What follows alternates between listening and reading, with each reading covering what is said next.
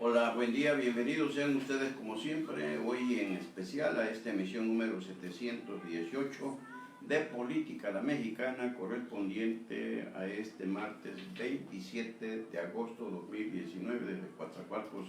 Veracruz, México, para el mundo, con ese fondo musical de Natalia Lafourcade y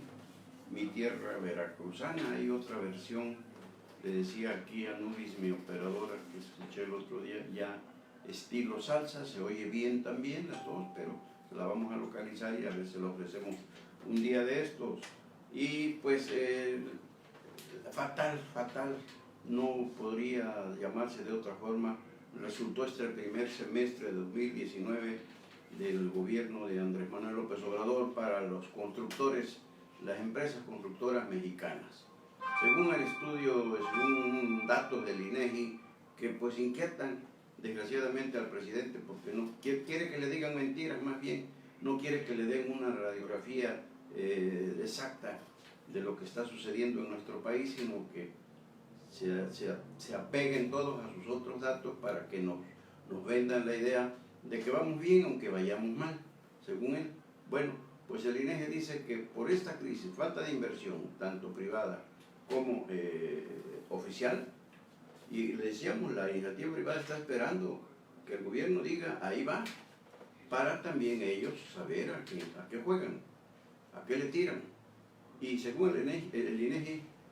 fueron echados a la calle 28,000 trabajadores de la industria de la construcción. Están ahí buscándole por otro lado, pero hay gente, hay mano de obra especializada que no pueden ir a cualquier lado, ya son para trabajar en este giro de la construcción. Y lamentable de veras que esto suceda con una empresa, con una industria que está considerada la que mayor empleo genera, mayor estabilidad económica produce y sobre todo estabilidad social. 28,000 trabajadores, imagínense, multiplicados por qué, cuánto le gusta de cada familia, 3, 4,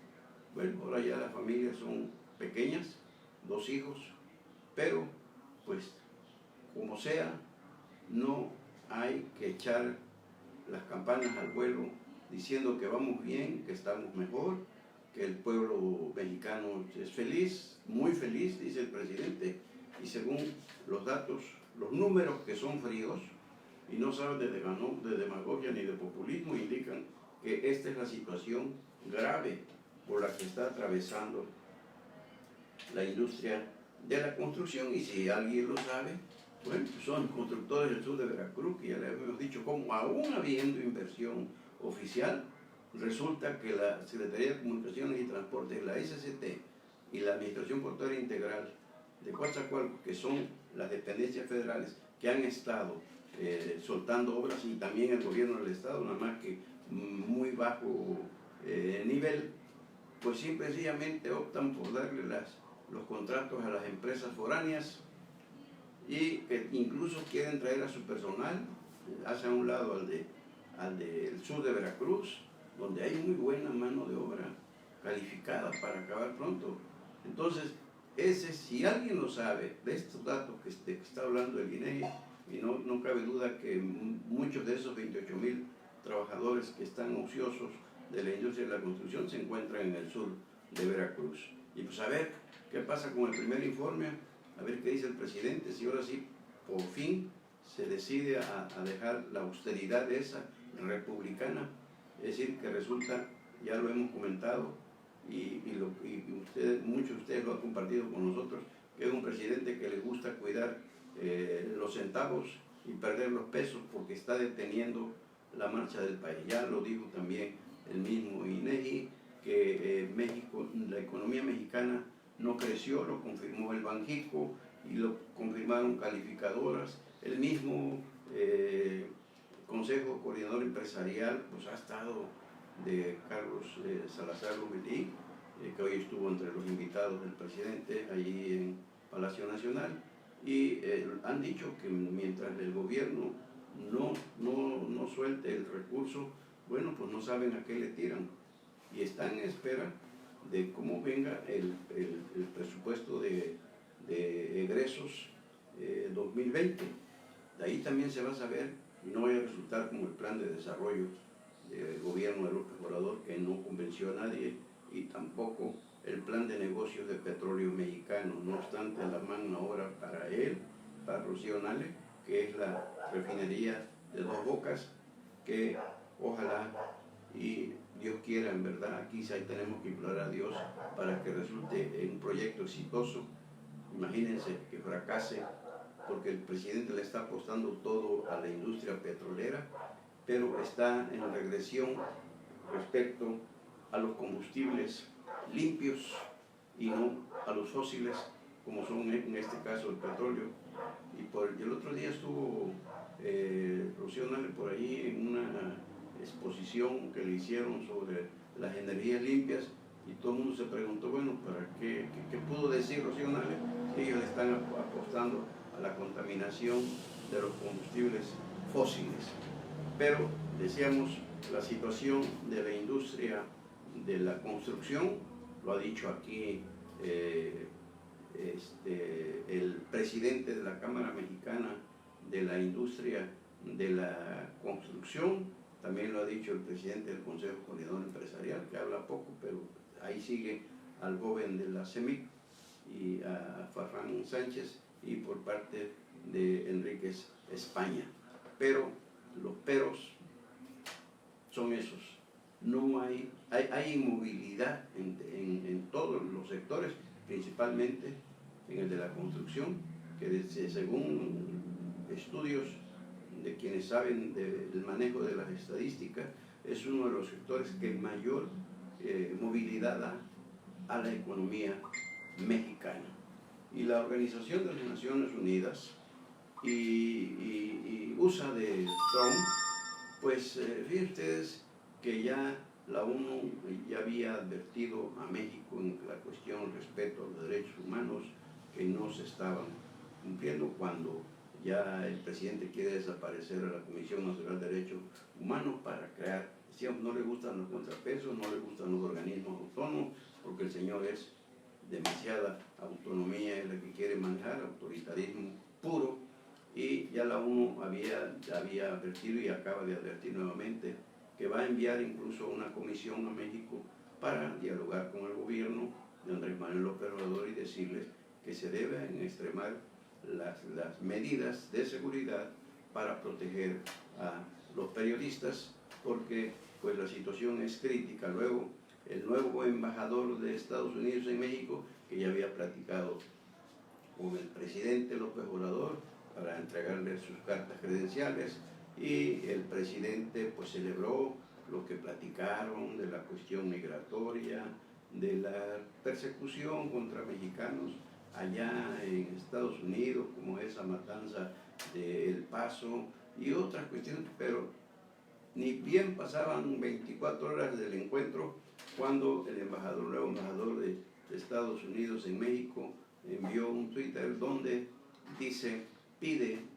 de parte de su gobierno, de parte del presidente Donald Trump, al presidente mexicano Andrés Manuel López Obrador, que también se apliquen medidas más efectivas en la protección de los periodistas, porque en lo que va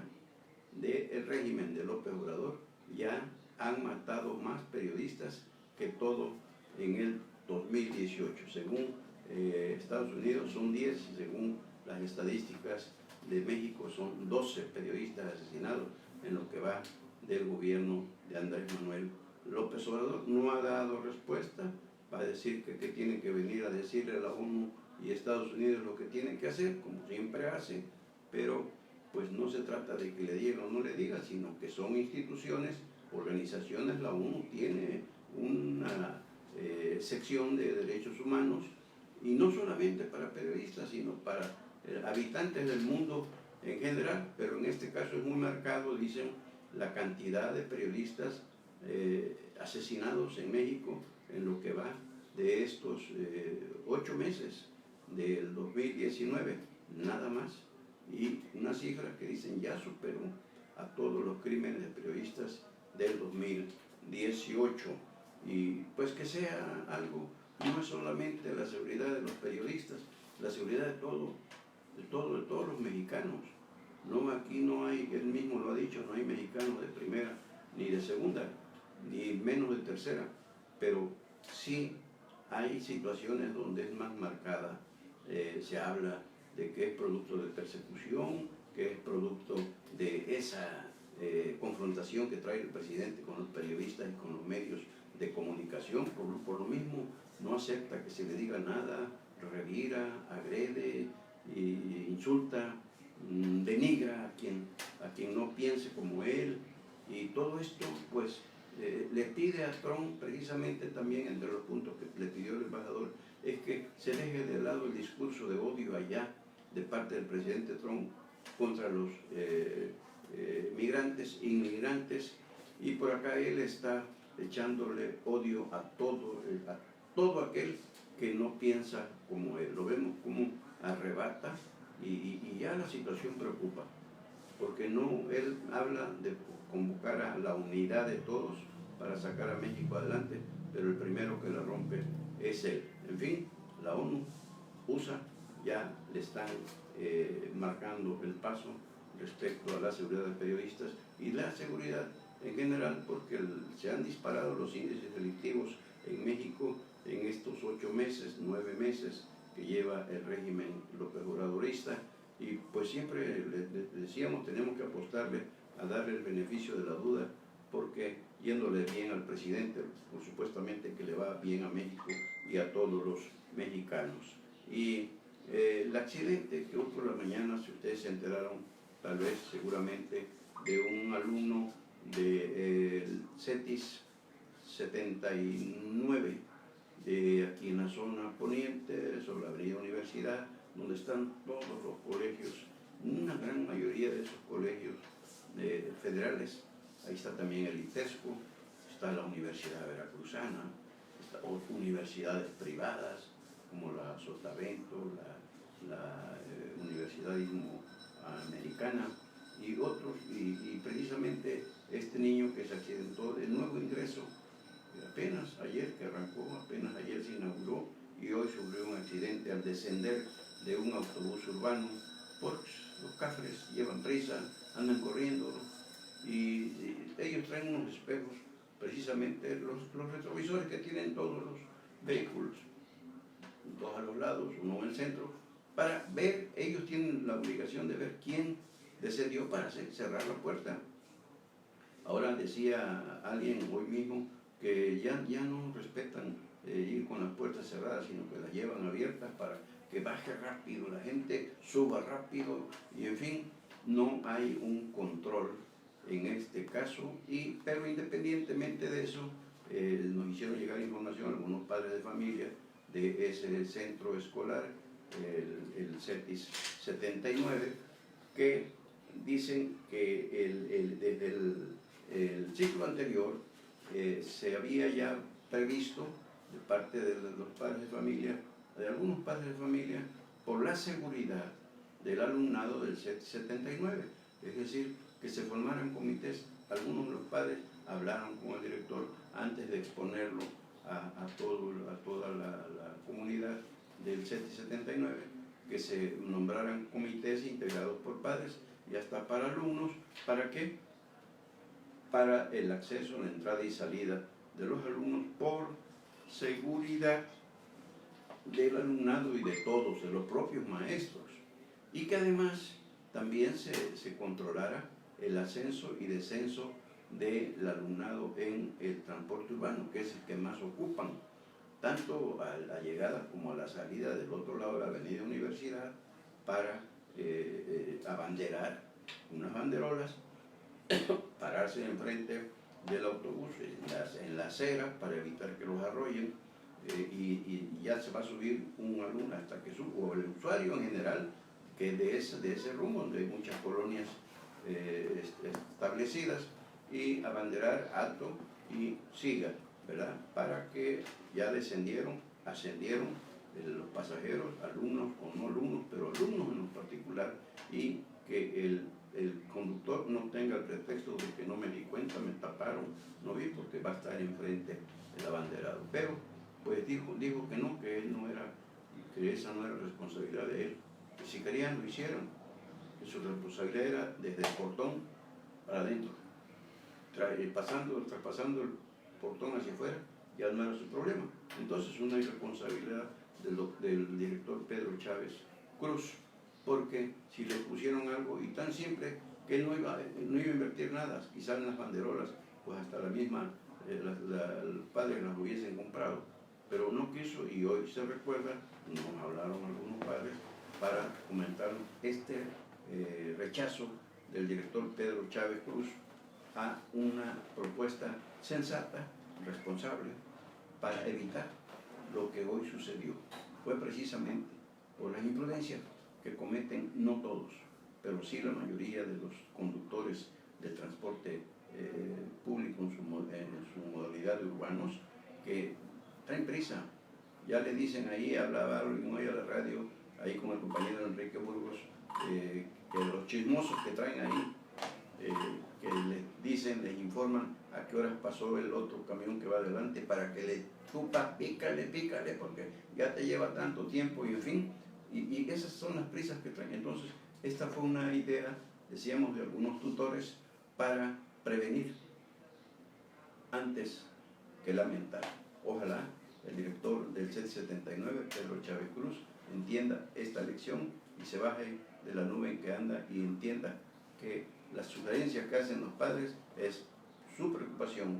por sus hijos. Él también es padre de familia, suponemos, Pedro Chávez Cruz, el director del CET 79, y que en aras de la seguridad del alumnado, de los maestros y de toda la institución, bueno, hacer lo que puedan y conviene hacer. Es una propuesta, decían algunos padres, que ya ante el rechazo del director ya no la llevaron al pleno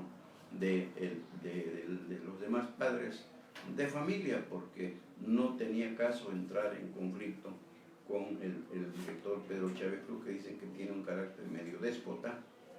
y pues para qué no le fuera a poner el ojo a sus hijos, y no tenía caso. Pero hoy recuerdan esa sugerencia que hicieron y que no aceptó el director del CET 79, Pedro Chávez Cruz. Y la ley Garrote de Tabasco, ya inaugurada por el gobierno de Adán Augusto López Pérez, el gobernador de Tabasco, dicen que pariente del presidente Andrés Manuel López Obrador, bueno, ya está en curso, y precisamente, decíamos, desalojaron hace poco a unos campesinos, líderes, que tenían tomado 2 pozos de Pemex allá en el municipio, por el municipio de Nacajuca. Y bueno, pues dicen, eso lo hacía nuestro presidente en sus buenos tiempos, cuando anduvo abonándose el terreno para llegar a donde está. Y no, pero lo que está haciendo López Obrador es proteger las protestas que ya ve venir y que ya se han venido dando contra la refinería de Dos Bocas. Pero ya en Veracruz, el secretario de Seguridad Pública, Hugo Gutiérrez Maldonado, originario del estado de Nuevo León, bueno, pues ya la aplicó la semana pasada contra unos campesinos de la comunidad del Mirador del municipio de Chicontepec, allá en el norte del estado, que vinieron a reclamarle a la SEP que les han pedido desde hace tiempo, no desde ahora en el gobierno de Cuitlava, sino desde Judith Linares, maestros bilingües, y que les dijeron que no había presupuesto. Entonces vinieron y en lugar de bloquear la SEP, bloquearon la carretera Jalapa-Veracruz. Bueno, pues ordenó, mandó a la Fuerza Pública Estatal Hugo Gutiérrez Maldonado,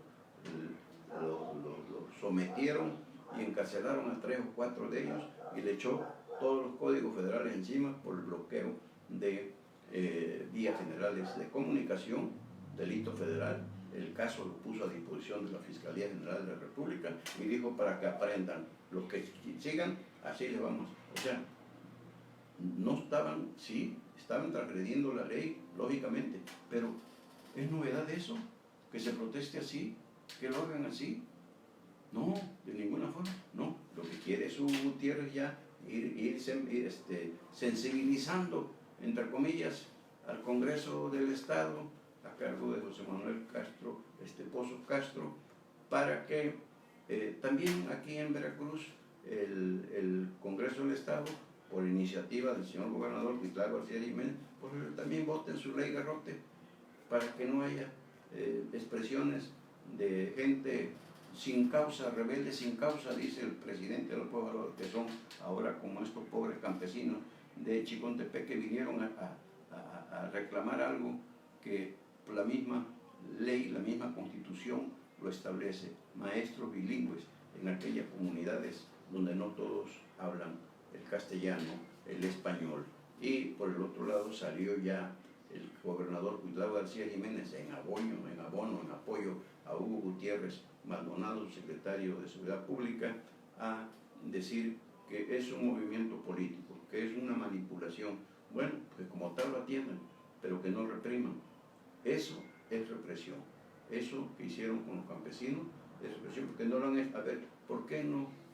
lo han hecho con los maestros que han bloqueado la avenida, la carretera Jalapa-Veracruz a la altura de la SEP? ¿Por qué? Porque pues, saben defenderse. Y los campesinos pues ya le advirtieron, si no lo sueltan, vamos con más,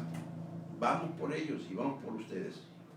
El campesino, usted sabe que no entiende de leyes, simple entiende de injusticias y de justicia, así a secas. Entonces, pues no, sí lo soltaron,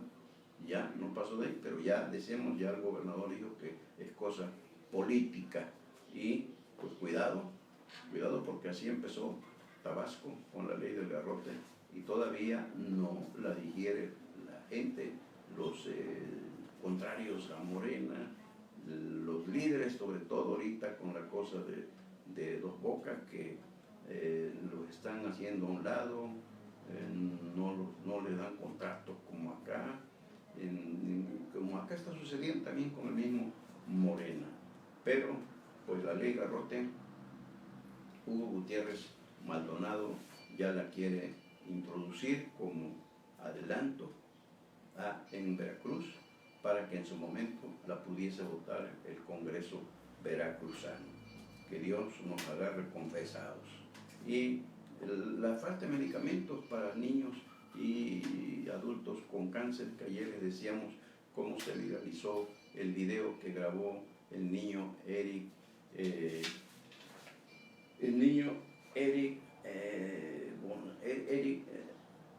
González, el niño Eric González, ¿sí? De Eric Indo González, su mamá Erika González, y él grabaron un video, comentábamos que se hizo viral, lo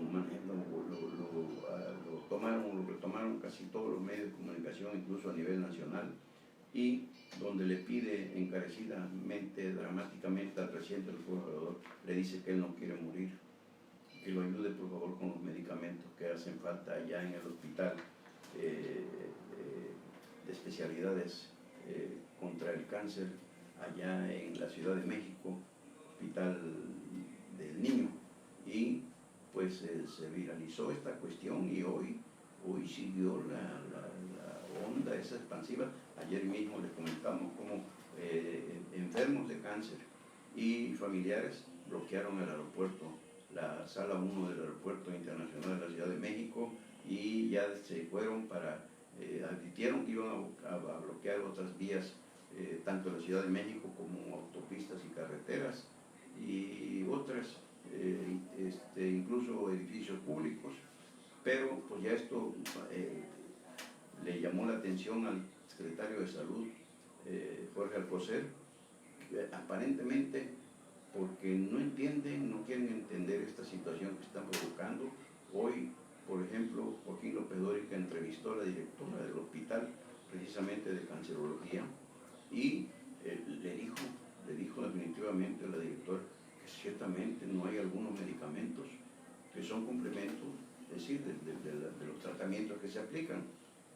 y que la COFEPRIS no ha autorizado la compra de esos medicamentos. Imagine usted, la felicitó con toda razón López Dóriga, porque su honestidad, su valentía, su honradez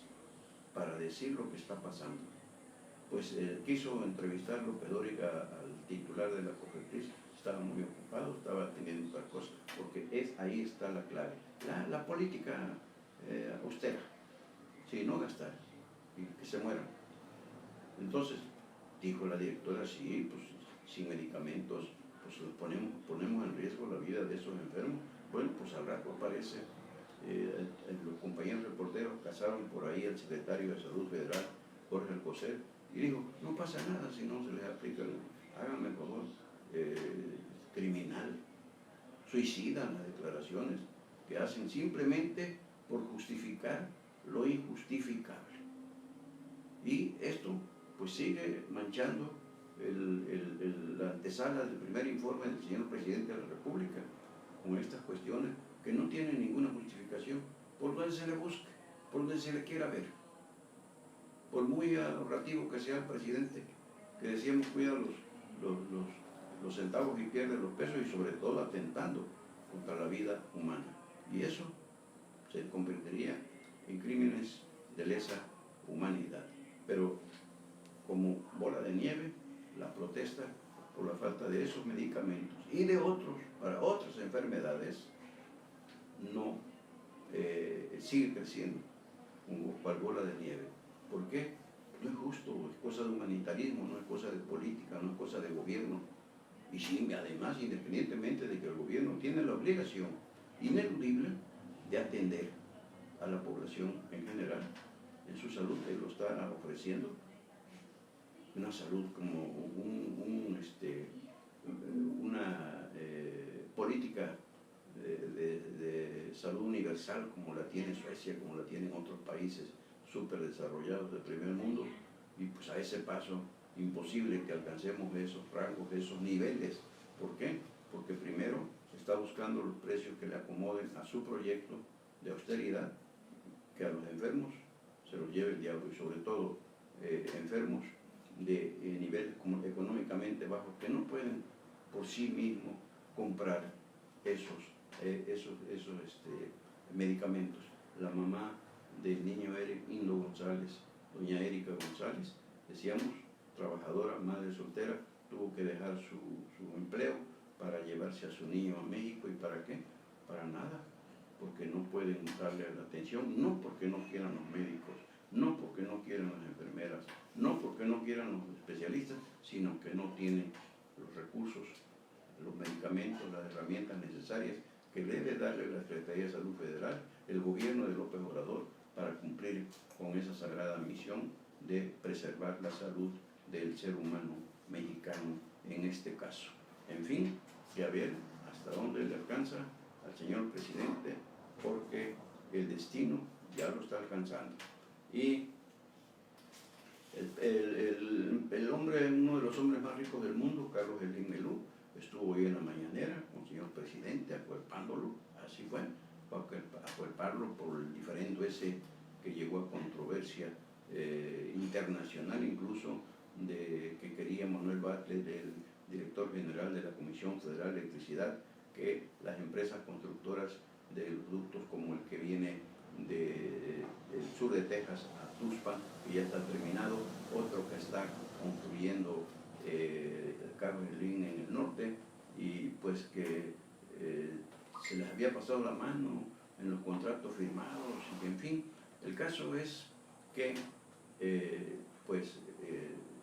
se plantó comisión, suspendió el ducto del sur de Texas a Tuxpan, que ya está terminado, Tuxpan, Veracruz, ya está terminado, y no paró la orden para empezar ya a enviar el gas a la zona sur-sureste, que está afectando ya en Yucatán los apagones, precisamente por falta de ese combustible, y que la cosa podría complicarse más todavía, desgraciadamente. Bueno, pues hoy estuvo ahí Slim, habló de las maravillas de la inversión de México, que es un país atractivo para la inversión, ciertamente, claro que sí lo es, pero el hermano Slim, o el paisano Slim, bueno, él es un negocio, él es un empresario de primer nivel, de primer rango. A él no le interesa si México va bien o va mal, a él le interesa que estar bien con el gobierno, y para que el gobierno pues le dé contratos y no le echa a perder negocio como ese gasoducto que está construyendo. Y así se vio la cuestión, pero el que aclaró, fue más claro, fue Carlos Salazar Lomelí, el presidente del Consejo Coordinador Empresarial. Dijo, los diferendos que había no eran ni porque hubiese contratos ilegales, ni porque hubiese corrupción, en cara del presidente, que así lo había manejado, corruptos, y que creen que esto iba a quedar impune. No va a quedar impune. Y hoy Carlos Salazar Lomelí le aclaró ahí públicamente y en la mañanera,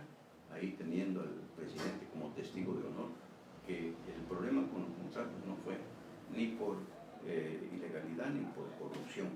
sino por diferendos de criterio, como el señor que ha de saber mucho de gasoductos, Manuel Bartlett Díaz, que hoy precisamente ya Carlos Loret le publicó una serie de propiedades, muchas propiedades, millonarias, millonaria inversión en propiedades inmobiliarias sobre todo, que no ha declarado en sus documentos patrimoniales que tiene la obligación como funcionario público de la famosa 3 de 3. En fin, que así está la situación. Y por cierto que hablando de Carlos Slim, pues por acá los trabajadores electricistas, según el líder Montiel del sindicato de electricistas, pues están con el Jesús en la boca, como todos los trabajadores de Telmex en el país. ¿Por qué? Porque con la nueva reforma laboral del presidente Andrés Manuel López Obrador, y aquí nos llama la atención porque el sindicato Telmex es izquierdista, no querían saber nada de la mafia del poder, no querían saber nada de los gobiernos conservadores, de los gobiernos neoliberales, y ahora resulta que se están estrellando contra uno de los suyos, un gobierno izquierdista, socialista, que no cambió en nada la ley federal de telecomunicaciones, que bien pensada evita, prohíbe los monopolios, como está convertido Telmex todavía, en que controla tanto la telefonía fija como móvil. Bueno, pues tampoco puede tener un espectro, puede cubrir un espectro tan grande como para su propio sindicato pues ser un monstruo. ¿Y qué pasó? Bueno, pues por el mandato de la nueva Ley Federal de Telecomunicaciones, Telmex tiene que dividir su empresa telefónica en dos y consecuentemente crear otro sindicato. No puede ser el mismo sindicato el que dirige el sempiterno líder Francisco Hernández Juárez, más de 50 años al frente de ese sindicato. Él era chichincle de Salustio Salgado, de hace 50 años que murió Salustio, más o menos 50 años, y pues subió Francisco Hernández Juárez, el demócrata, y ahí sigue. Y ese es de la gente cercana al presidente López Obrador, por izquierdista, por socialista, pero tan corrupto como los de la mafia del poder. Entonces, ahora están en este problema los trabajadores de Telmex, que quieren echar abajo esa nueva ley federal de telecomunicaciones para que continúe el mismo sindicato y Hernández Juárez en las dos empresas en que se va a transformar Teléfonos de México y Movistar y otras, ese consorcio de Carlos Slim, que hoy estuvo, decíamos, como el presidente, y hoy mismo Montiel, el dirigente local de los telefonistas, pues decía que están con el Jesús en la boca esperando a ver qué pasa, porque esto ya se define en el mes de septiembre, y podrían irse a huelga, podrían irse a paro nacional, en fin. ¿Usted cree que se vayan a paro nacional? No, hombre. Francisco Hernández Juárez va a negociar, como siempre ha negociado, con Carlos Slim, y ahí se va a quedar, por muy socialista que sea el señor. Pero lo cacique no se lo quita ni lo socialista que dice que es. Y en otro tema, Morena va por otro albazo más. Ahora en la Cámara de Diputados del Congreso de la Unión. Ya viene también el cambio de presidente, como se dio el encuentro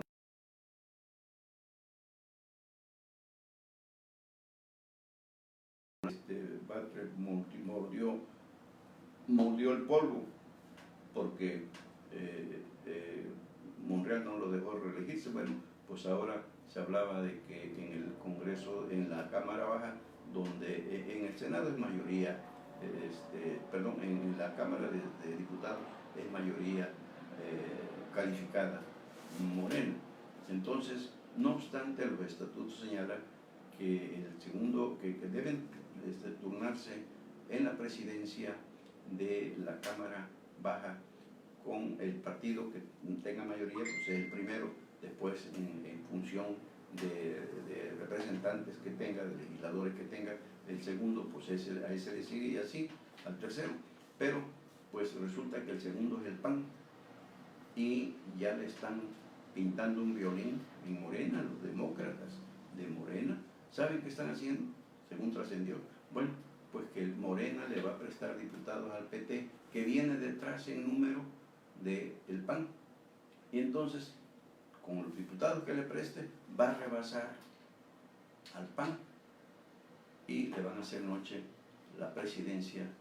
de la mesa directiva de la Cámara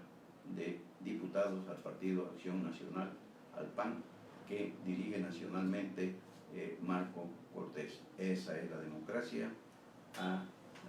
con la república amorosa del presidente Andrés Manuel López Obrador. Y él va a decir que no sabe nada. Lo que pasa es que la Cámara de Diputados pues, es clave, es parte del Congreso de la Unión. ¿Y qué va a pasar si el PAN llega a la presidencia? Pues no les va a salir, no les van a salir los acuerdos como quisieran, y va a haber siempre una oposición a todo lo que Morena quiere imponer en su casa, no obstante ser mayoría. ¿Y por qué? Porque pues, les va, por lo menos el PAN los va a desenmascarar de todos los enjuagues que pudieran hacer en las leyes que están votando, como si fueran programas de cine,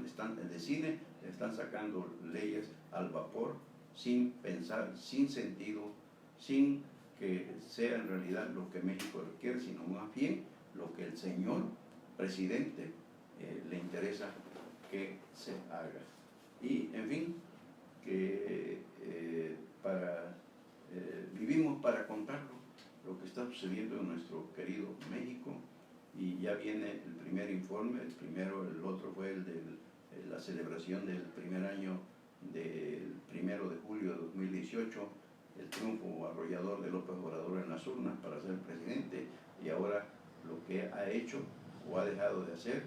o ha dicho o dijo que haría y que no ha hecho. El próximo domingo es el informe. Ya decíamos también, se volvió a pasar por abajo del arco de triunfo al Congreso de la Unión, porque antes de entregar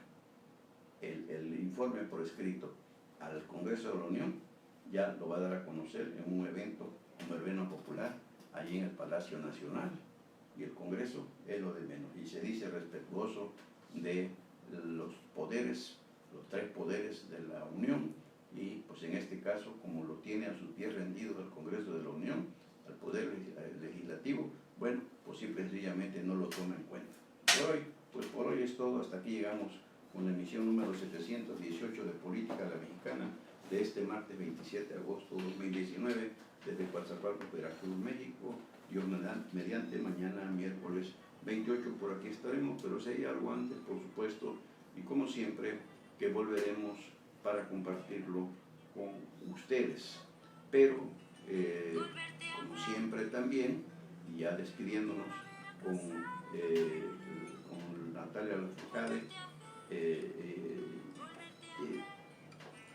como siempre también decíamos, mil gracias por seguirnos, mil gracias por acompañarnos, mil gracias por compartirnos. Hoy se dejara su servidor, Carlos Velasco Jara.